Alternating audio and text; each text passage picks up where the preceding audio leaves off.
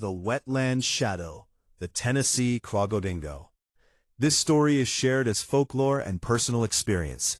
It is not presented as fact or evidence, but as a piece of Appalachian storytelling passed down through generations.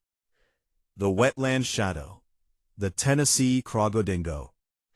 Deep in the swampy backwaters of the Tennessee River, where the mist clings to the cypress trees even in the heat of noon, locals speak of a predator that shouldn't exist.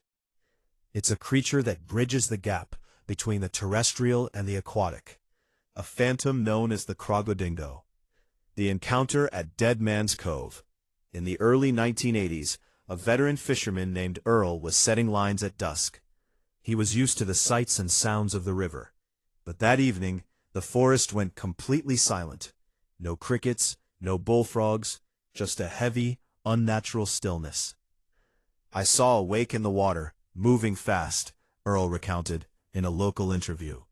"I expected a gator, but when the head broke the surface, it had the pointed ears and the narrow skull of a wild dog. But the snout was long, armored, and filled with a jagged row of teeth.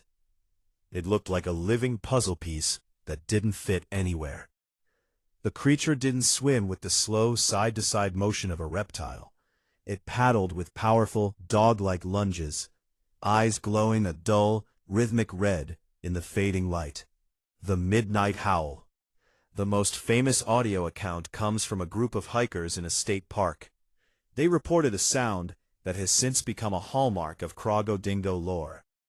It wasn't a bark or a growl, but a gurgling howl. One hiker described it as like a wolf trying to howl while underwater. It was a deep, vibrating sound that you felt in your chest more than you heard in your ears. When they turned their flashlights toward the noise, they didn't see a dog.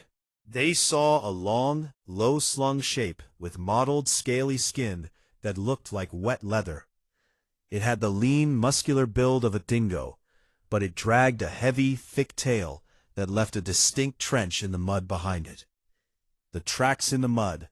Skeptics often point to misidentified sightings of stray dogs or large alligators.